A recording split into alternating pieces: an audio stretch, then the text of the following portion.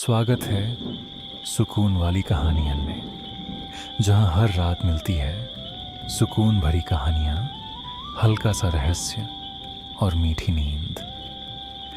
अगर कहानियां पसंद आईं तो लाइक, शेयर और सब्सक्राइब ज़रूर करें। चलिए दोस्तों, चलते हैं अपनी कहानी की तरफ, ताकि आप भी बोर ना हो और एक मीठी सी कहानी सुनकर मीठा सा एहसास और उसके पास सुकून भरी नींद का आनंद उठाएं। आइए। रात धीरे धीरे धरती पर उतर रही थी।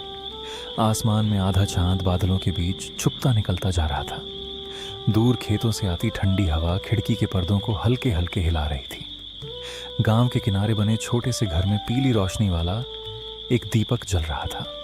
उस घर में एक बूढ़ी दादी और उनका नन्हा पोता आरव रहते थे। आरव को रात में जल्दी नींद नहीं आती थी। हर रात वह करवटें बदलता रहता और दादी से नई कहानी सुनाने की जिद करता। उस रात भी वह धीरे से दादी के पास आकर बोला, दादी, आज ऐसी कहानी सुनाओ जिससे मुझे बहुत सुकून मिले। दादी मुस्कुराईं। उन्होंने आरव के सिर पर हाथ फेरा और धीमी आवाज में कहना शुरू किया। बहुत साल पहले पहाड़ों के बीच एक छोटा सा गांव था। उस गांव के पास एक शांत झील थी। लोग कहते थे कि उस झील में चांद उतरकर आराम करता है। रात होते ही झील का पानी चांदी की तरह चमकने लगता था।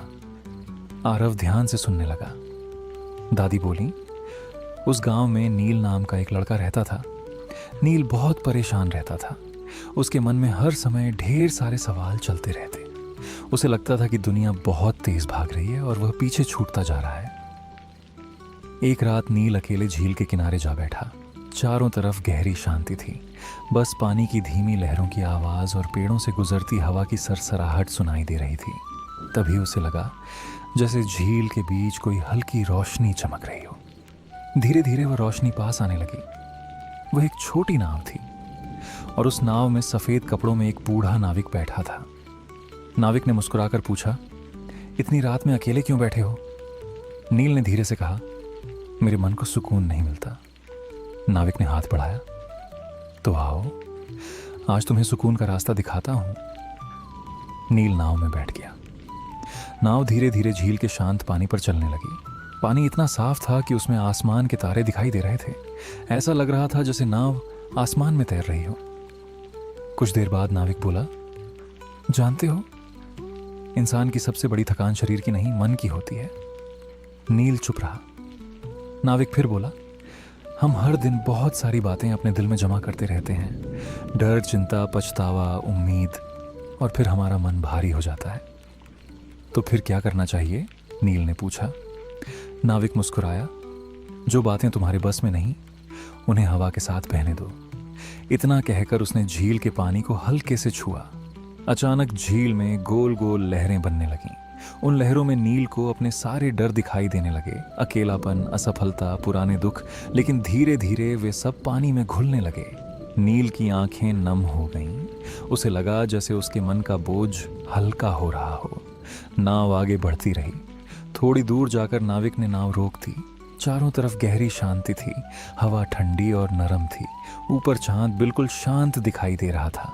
नाविक बोला, अब अपनी आंखें बंद करो और सिर्फ हवा को महसूस करो। नील ने आंखें बंद कर लीं। उसे लगा जैसे सारी दुनिया धीरे धीरे शांत हो रही है। पेड़ों की आवाज़ धीमी पड़ गई। पानी की लहरें शांत हो गईं। उसकी सांसें हल्की हो गईं। फिर नाविक की धीमी आवाज़ सुनाई दी, सुकून कहीं बाहर नहीं होता, वह हमेशा हमारे अंदर छुपा होता है। कुछ देर बाद जब नील ने आंखें खोलीं तो नाव किनारे पर पहुंच चुकी थी। वह नाव से नीचे उतरा और पीछे मुड़कर देखा, लेकिन वहां कोई नाव नहीं थी। झील बिल्कुल शांत थी, मानो वहां कभी कोई था ही नहीं। उस रात कई महीनों बाद नील को गहरी नींद आई और उसके बाद जब भी उसका मन परेशान होता, वह झील के किनारे जाकर बस चुपचाप बैठ जाता। धीरे धीरे उसने समझ लिया कि हर सवाल का जवाब ढूंढना जरूरी नहीं होता। कभी कभी सिर्फ शांत हो जाना ही काफी होता है।